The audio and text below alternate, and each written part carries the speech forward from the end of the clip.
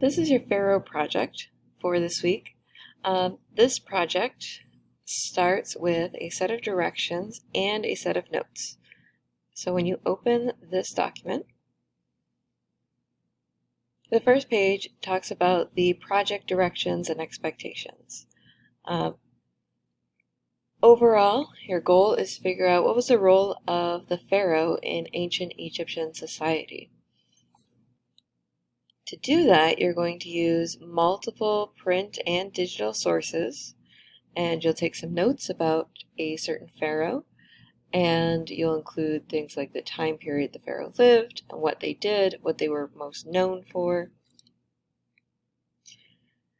Your options for the actual project piece itself are either to create Google Slides presentation or to pretend you are a talk show host and you'll write out a script that has a conversation between two people, the host and the pharaoh they are interviewing.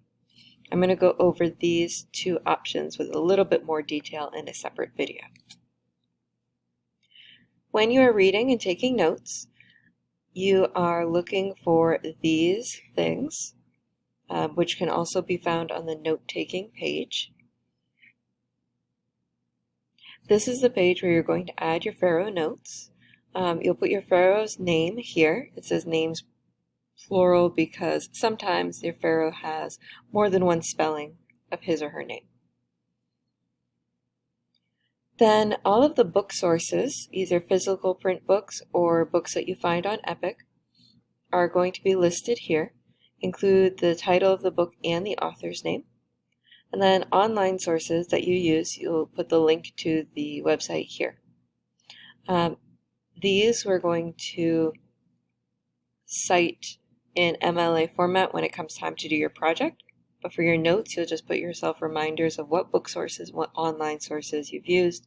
You have to use some of each.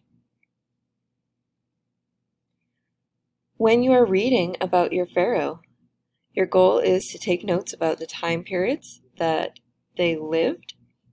When did they die? When were they born? Sometimes you'll find how many years they ruled, what years they ruled, those kind of information. That's the stuff you'd put in time periods. You find what kingdom they were part of. It might be Old, Middle, or New Kingdom. It might be a different kingdom. It might tell you what dynasty they were part of. It might tell you what was happening in the kingdom, that maybe there was wars or a time of peace or trading. That sort of thing goes in the kingdom section. And then major accomplishments. This is where you really describe what is your pharaoh known for. Are they known for building a certain pyramid? If that's the case, don't just put, they built this pyramid. Tell me how big is the pyramid, and describe how long did it take to build. What other information did you find about the pyramid? If you chose a pharaoh and they're known for the tomb, what kind of treasures were found in their tomb? When was it found? Who found it? That's sort of information you can put here because that's what the pharaoh is known for. And in the other facts section, sometimes people find like family members or just other pieces of information, other connections that you've made. You can put it in this other facts section. These notes are part of the project grade, so make sure that you finish those notes.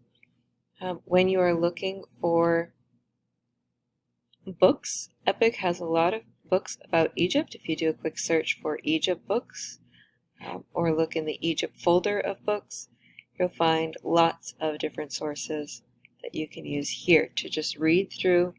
You don't have to read the whole book, just read through the section that's going to help you the most for your notes. If you still have not chosen a pharaoh, this is the list of pharaohs. There it is. So take a look through the list of pharaohs to choose one that most interests you and do your own research about that person using print sources and websites. I will probably have a second video to specifically go over what to look for in choosing a good website about your pharaoh of ancient Egypt.